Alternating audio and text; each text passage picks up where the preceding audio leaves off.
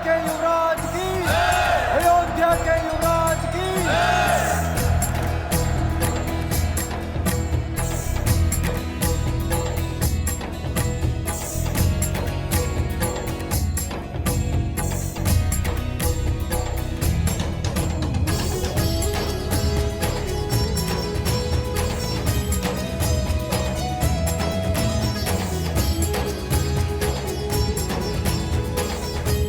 अयोध्या वासियों, ये वो स्वप्न है जो वर्षों से मेरी आंखों में रमा था। ये वो आशा है जो मेरी प्रजा के मन में बसी थी। ये वो प्रकाश है जो सूर्यवंश में रमा रहेगा। और ये वो कीर्ति है जो इक्ष्वाकु की विजय गाथाओं में रमी रहेगी।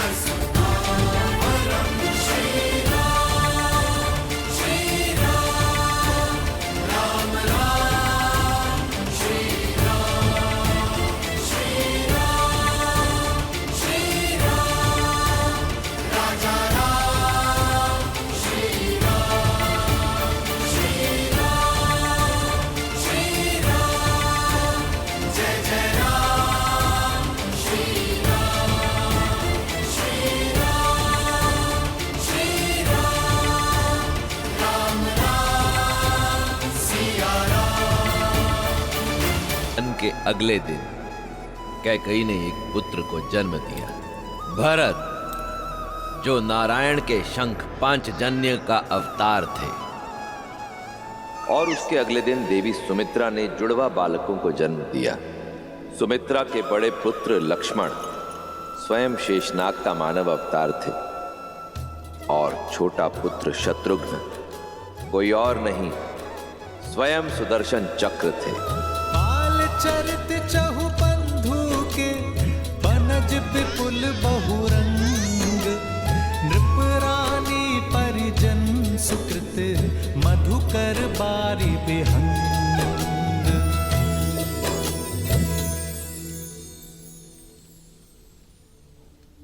ओम नमः शिवाय, ओम नमः शिवाय,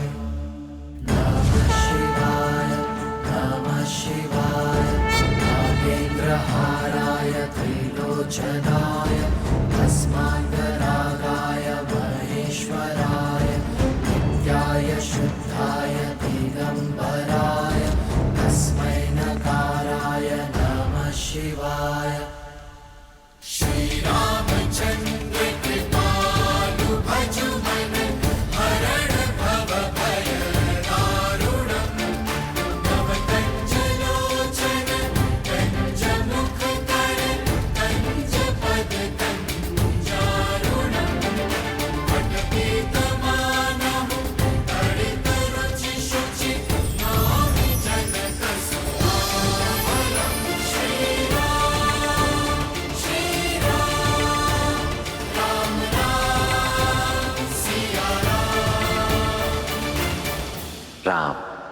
राम। कितना मीठा शब्द है ना, मन में आनंद को रम देता है। पर इसका अर्थ क्या है महादेव? देवी, राम के नाम में तो इतने अर्थ रमे हैं जितने कि आकाश में तारे भी नहीं। फिर भी मैं शब्दार्थ समझा देता हूं। रा का अर्थ है आभा, म अर्थात जीव। राम हम सबके मन में बसी ज्योति का नाम है। हर आत्मा में बसे तेज का ही नाम है श्री राम। श्री राम अवतार को पूर्ण करने के लिए भी शीघ्र ही उनकी श्री का आगमन होने वाला है। जहां इधर अयोध्या में राम नाम का सूर्योदय हुआ है, वहीं दूसरी ओर मिथिला नगरी में श्री की किरणें आने वाली हैं। मिथिला, जहां से ज्ञान का प्रकाश पूरे भारत में फैलता था, पर जहां 12 वर्षों से अकाल ने अपने पांव पसारे हुए थे। किसानों की आंखें आकाश ताकती थीं कि कब मेघ आएंगे, पर कुछ बरसता था तो केवल सूर्य का ताप। पशु पक्षी मवेशी प्राण त्याग रहे थे और मनुष्य बनते जा रहे थे पिंजर। जो नगरी अज्ञान दूर भगाती थी, अब वहां की प्रजा वहां से पलायन को विवश थी।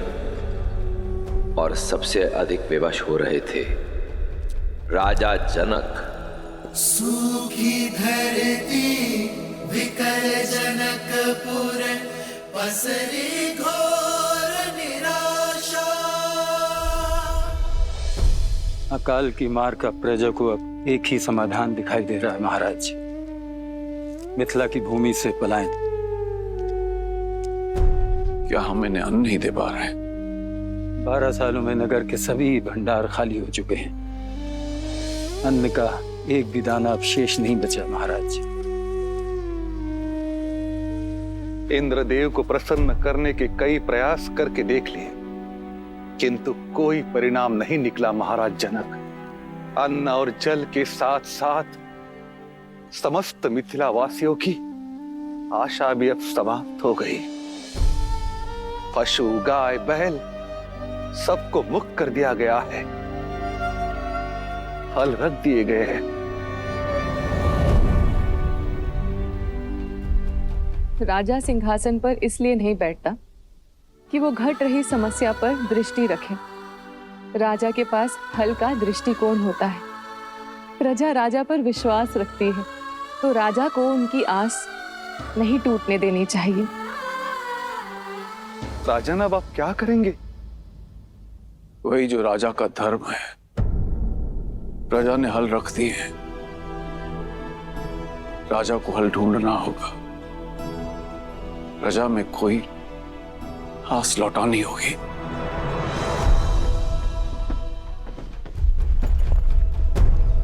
चले जनक हल स्वयं उठाकर, भर कर मन में आशा, भर कर मन में आशा।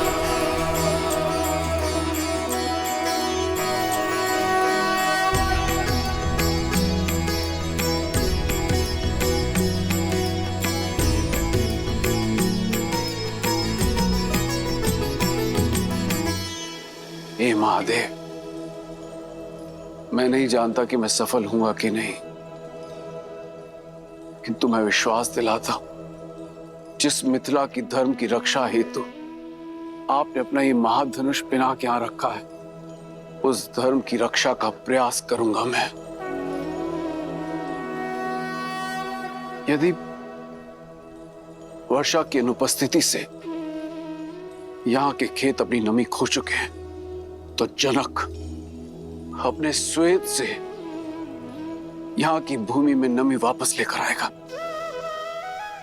मेरा साथ दीजिएगा महादेव, मेरा साथ दीजिएगा।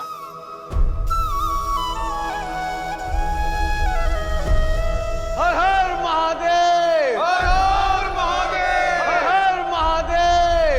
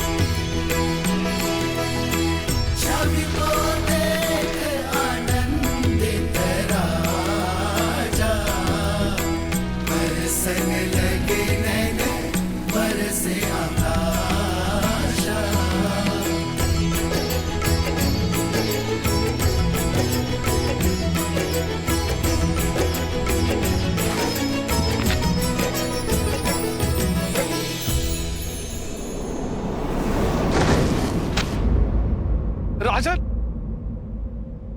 आर्या, आर्या,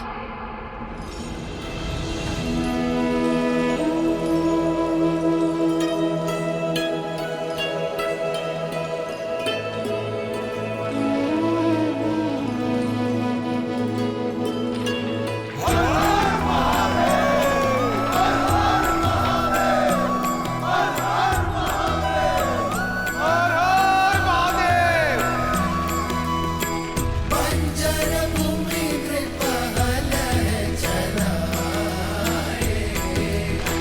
चारु कलश में संतति पाए।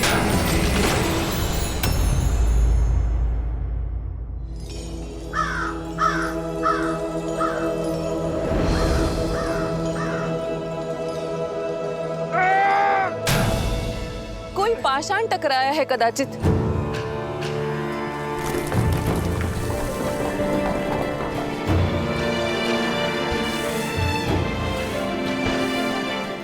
आर्य, यहाँ पेटी?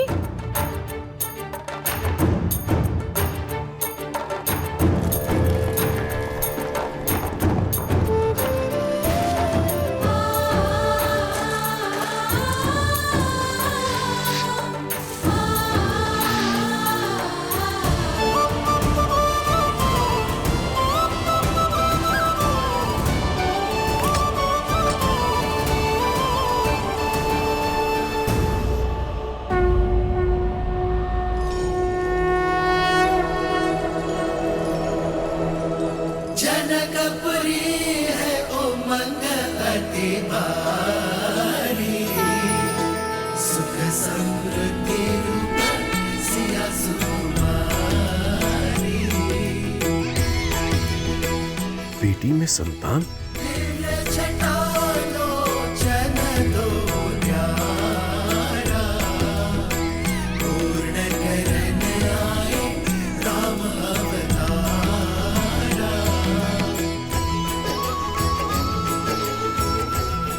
किसने रखा होगा इसे यहाँ?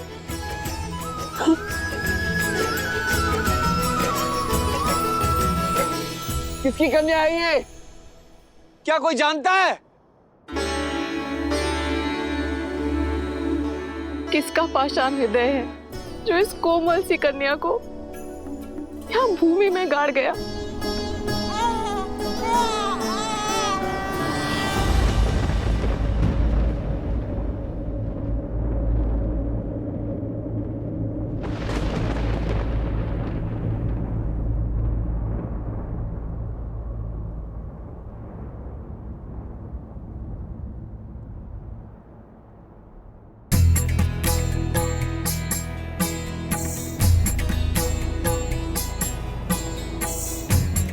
राजन, ये कोई साधारण कन्या नहीं, दिव्य है।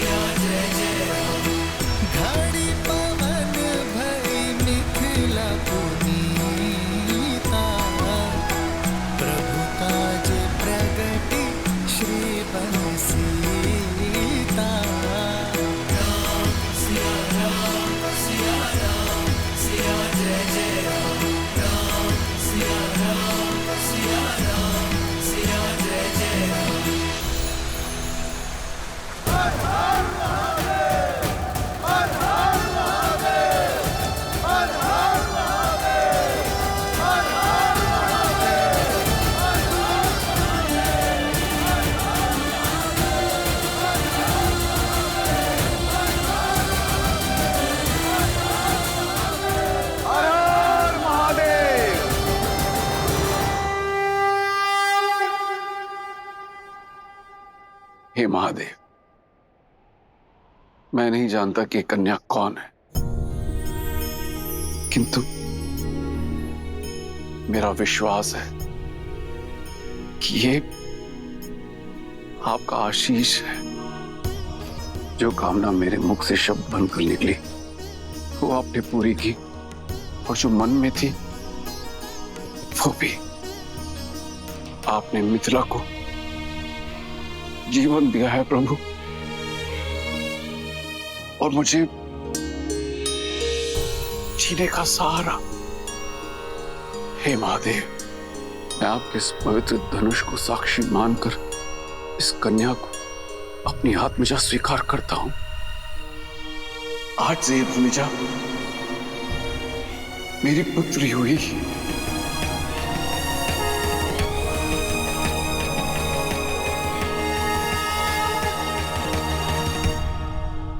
राजन, ये कन्या आज वैशाख मास के शुक्ल पक्ष की नवमी तिथि पर कुंभ राशि में इस संसार में आई है। लग्न मिथुन और गण देव है। इसी कारण इस सुकन्या का नाम वर्णमाला के सा अक्षर से होना चाहिए। स से हल्के सीत के प्रार से प्रकट हुई है। मैं इसे नाम देता हूं सीता। सीता सीता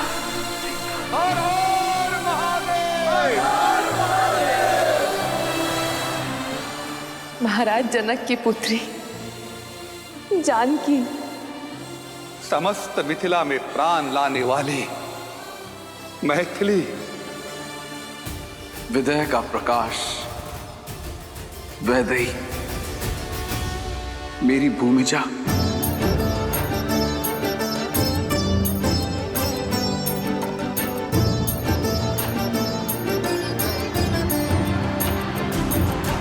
जनक दुलारी राम प्रिय, राम काज हित जन्म लिए।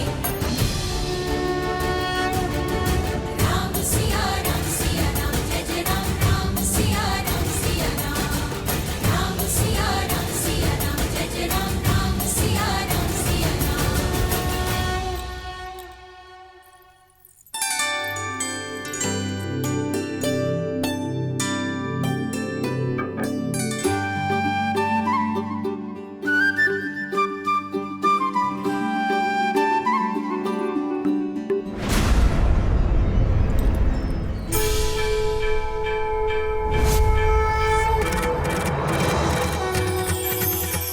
जय अविनाशी सब घटवासी, राम परमानंदा।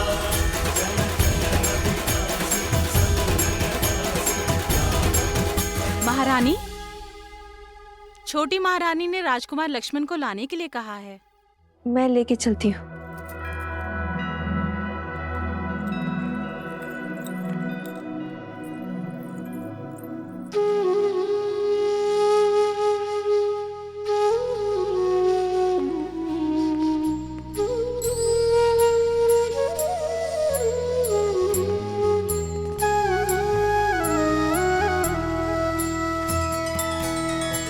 भगवान के अवतार का केवल नहीं गुणगान है, कैसे नारायण बने नर इसका पावन ज्ञान है। स्वयं प्रभु के हाथों से प्रसाद पाने का इससे अच्छा अवसर और क्या मिलेगा। राम,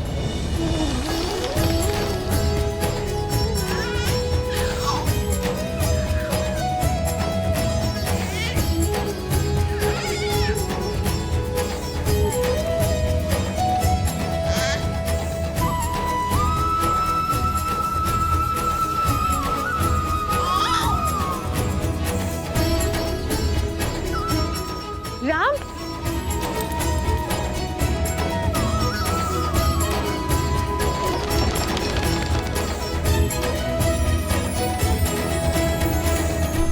ये नहीं पुत्र, ये महाविष्णु का प्रसाद है।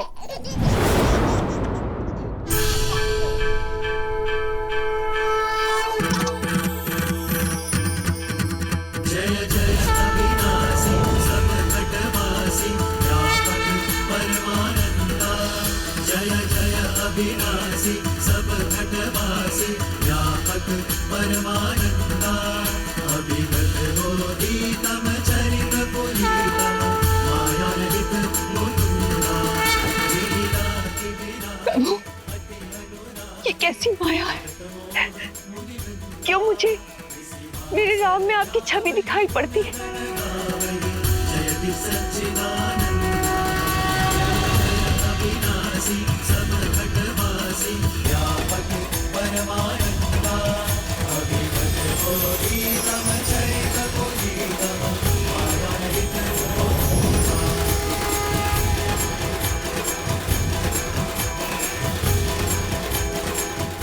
उत्तर आपके अतीत में छुपा है देवी कौशल्या। सतयुग में आप मां शत्रुपा के रूप में जन्मी थी और महाराज दशरथ मनु गोमती नदी के तट पर कठोर तपस्या करके आपने मुझे प्रसन्न किया देवी।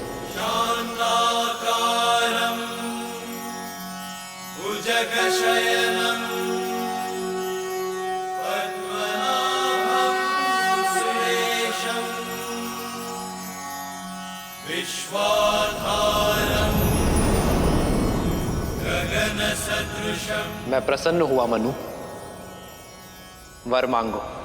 एक ही अभिलाषा है प्रभु, आप हमारे पुत्र के रूप में जन्म लें।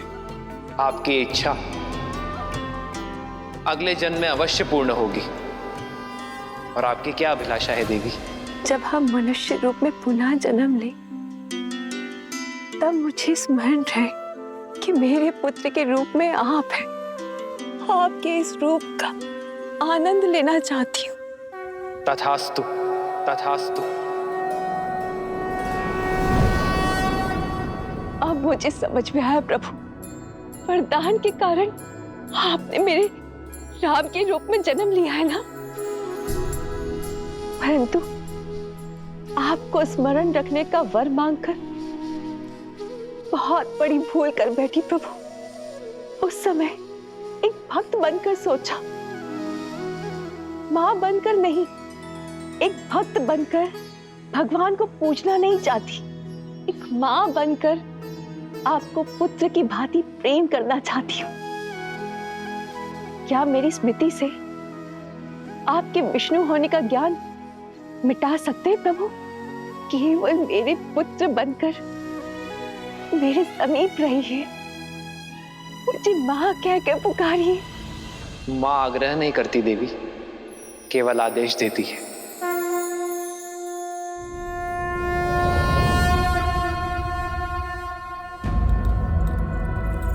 माँ, भगवान के अवतार का केवल नहीं गुणगान है, कैसे नारायण बने नर इसका पावन ज्ञान है।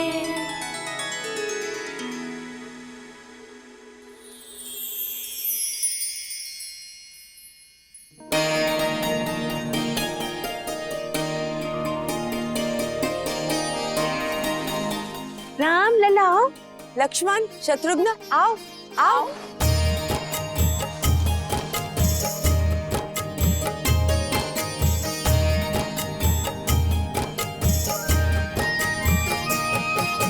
ठुमक ठुमक ठुमक ठुमक ठुमक ठुमक ठुमक ठुमक ठुमक चलत रामचंद्र ठुमक ठुमक ठुमक चलत रामचंद्र बाजत पैजनिया बाजत पैजनिया ठुमक चलत रामचंद्र बाजत पैजनिया बाजत पैजनिया। देखा पिता के प्रेम का बल। पिता के प्रेम का बल नहीं, ये पिता का छल है। चलिए हमारे पुत्रों को हमारे पास आने दीजिए। गिरत भूमि लटपटाए, गिरत भूमि लटपटाए, घाय मात गोद लेत, घाय मात गोद लेत, दशरथ की रनिया, दशरथ की रनिया।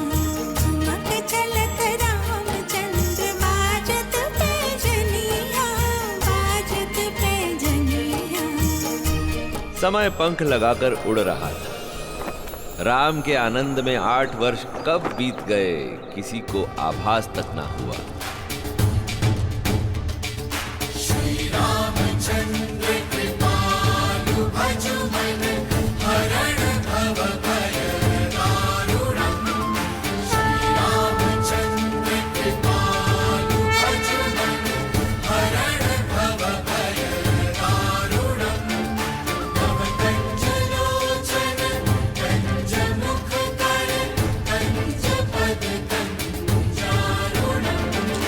कंदर्पागणित अमित छवि नव नील नीरद सुंदरम्।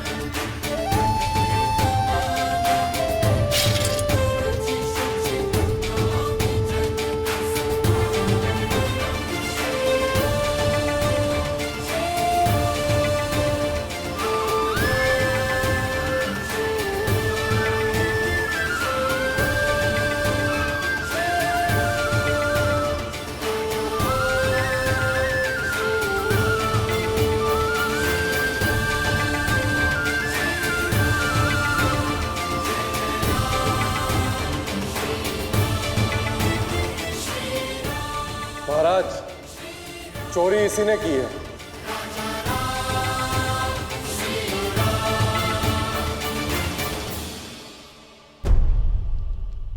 पर पिताश्री, हमें इससे पूछना चाहिए ना, इसने चोरी क्यों की? अपराधी, कुमार के प्रश्न का उत्तर दो। तुमने चोरी क्यों की? भूख महाराज, व्यापार ठप हो गया, संतान की भूख देखी नहीं गई। पिताश्री, आप कहते हैं ना कि प्रजा भी हमारी संतान होती है। इसे दंड नहीं, अवसर की आवश्यकता है।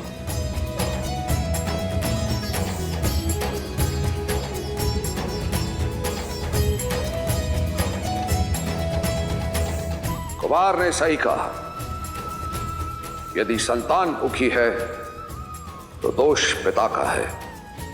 अयोध्या राज्य में यदि कोई भी भूखा है तो राज्य का कर्तव्य है कि उसे अनाज दिया जाए। इसे मुक्त कर दो और भंडार गृह में प्रहरी नियुक्त कर दो। महाराज दशरथ के न्याय की, महाराज दशरथ के न्याय की, महाराज दशरथ के न्याय की।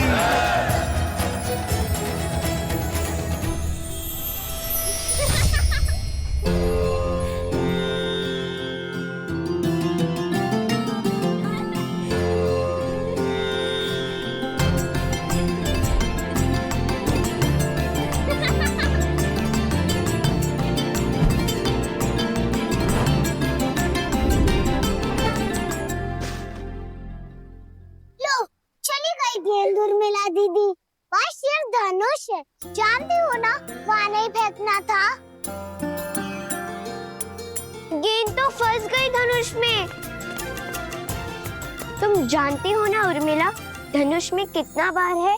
सैकड़ों लोग मिलकर ही इसे हिला पाते हैं। अब कौन मेरी गेंद लाएगा?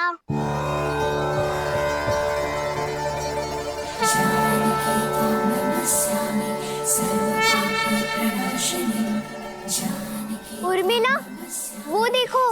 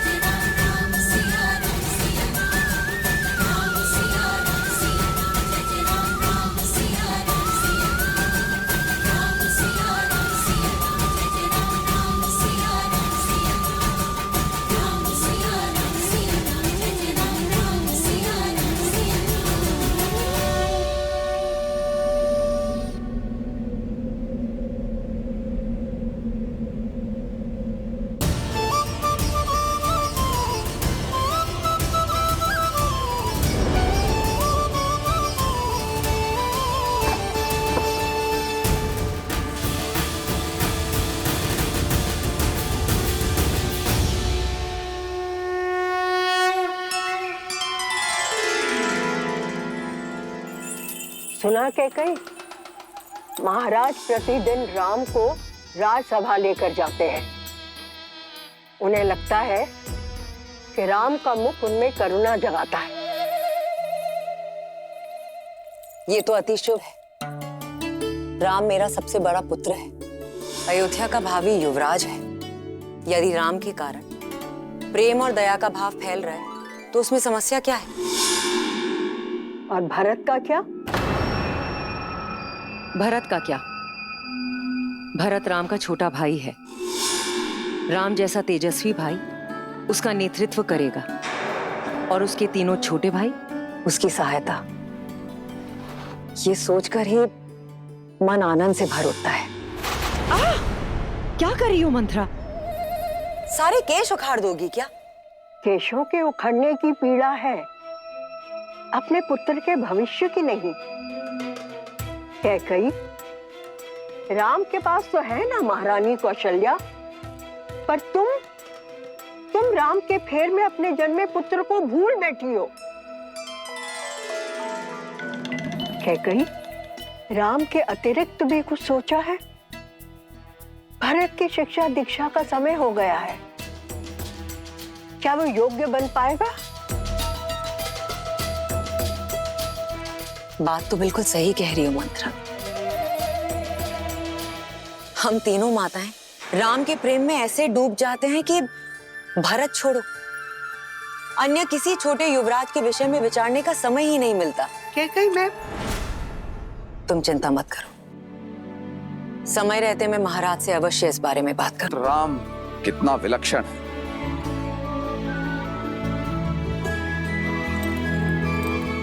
वो तो है, और जो विलक्षण है उसकी शिक्षा और दीक्षा भी विलक्षण होनी चाहिए।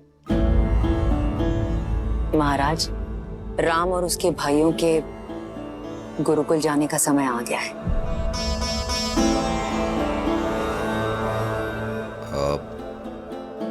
मुझे एक आवश्यक कार्य याद आ गया। महाराज,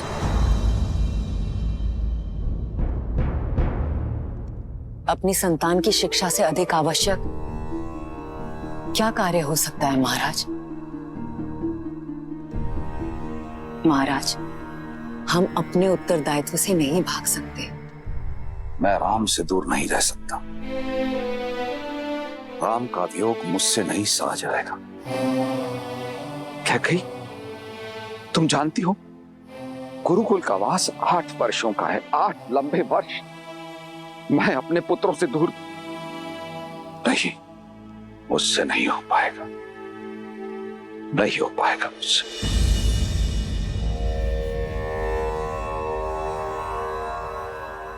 आप भी तो गए थे, मेरा भाई भी गया था। महाराज, हम अपने स्वार्थ के लिए अपनी संतान के भविष्य को नहीं बांध सकते हैं। एक चिड़िया भी अपनी संतान को उड़ना सिखाती है, उसके पंख नहीं काटती। आप बताइए मुझे, समस्या क्या है? हम इस बारे में बाद में बात करेंगे। महाराज,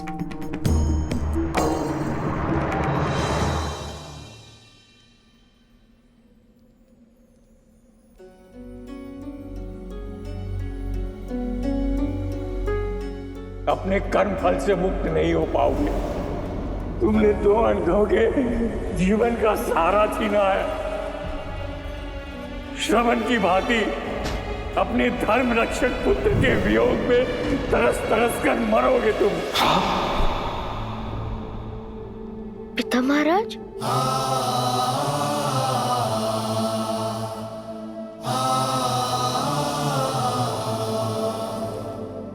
राम,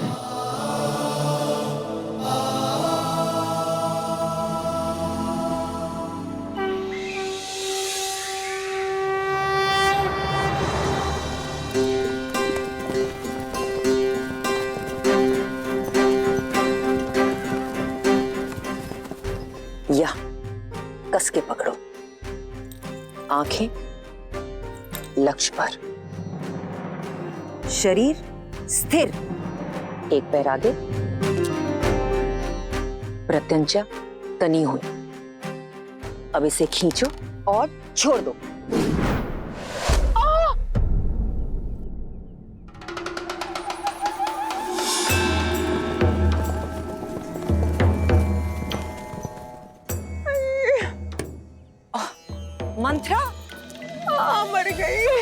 कर रही थी वहां छिपकर? अवश्य चोरी से छुपकर कुछ खा रही थी तुम। नहीं क्या कही, मैं चोरी करने नहीं आई थी, नींद तोड़ने आई थी।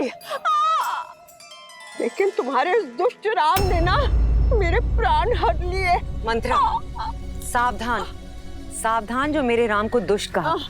खिलौने वाले बाण से किसी को चोट लग सकती है क्या? और यदि ये बाण सत्य का होता तो? किंतु सत्य का नहीं है। अब जाओ यहाँ से। क्षमा, मेरी भूल को क्षमा कर दीजिए मंत्रा दादी। हट। अगर लक्ष्य साधना नहीं आता क्यों बाण चलाते हो? मंत्रा, हाँ।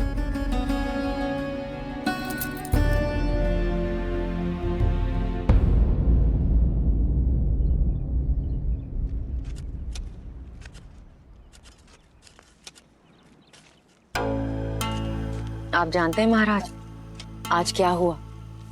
आज मैं कुमारों को बाण चलाना सिखा रही थी। भूल से राम का बाण मंत्रा को लग गया। मंत्रा ने ऐसा अभिनय किया जैसे सच में चोट लगी हो। मैंने तो उसे डांट के भगा दिया, किंतु राम बहुत दुखी हो गया था। कह रहा था अगर ये वास्तविक बाण होता तो किसी निर्दोष की जान जा सकती थी। कहता है बिना जांचे कभी बाण नहीं चलाएगा।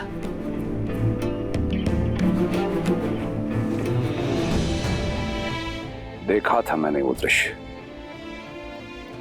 ठीक कहता है राम, बिना जांचे परखे बाण नहीं चलाना चाहिए।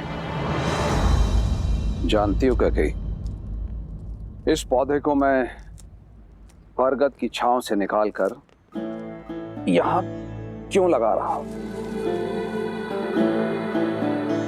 ताकि ये पनप सके।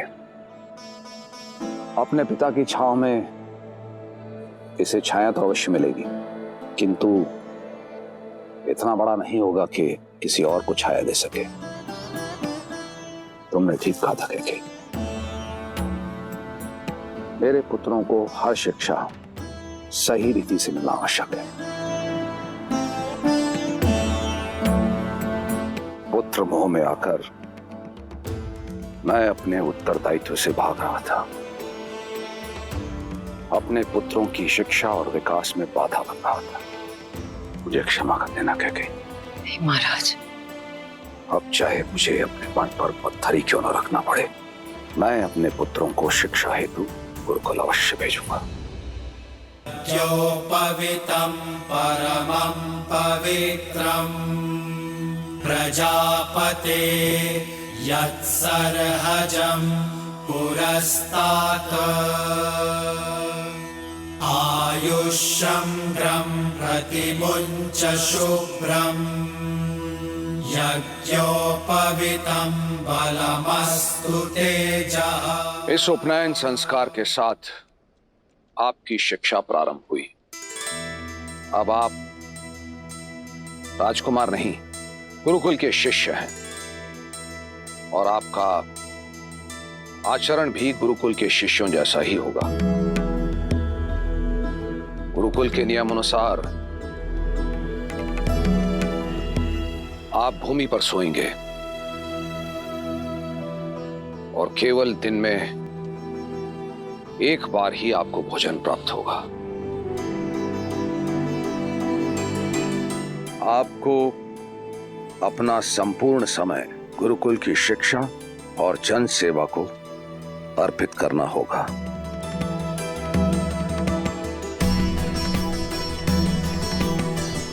आयुष्मान भव। पुत्र, अपना ध्यान रखना। जी पिताश्री, मैं अपना और अपने भाइयों का ध्यान रखूंगा।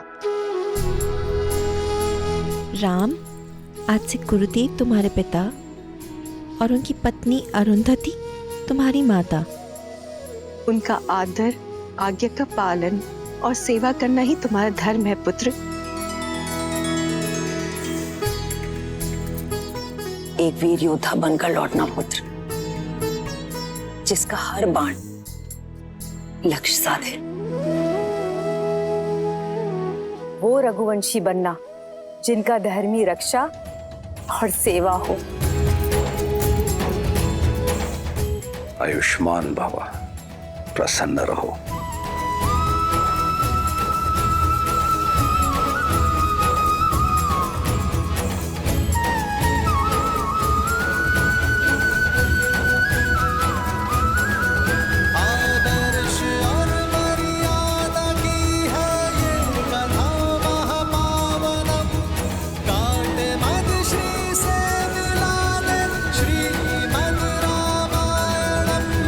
श्री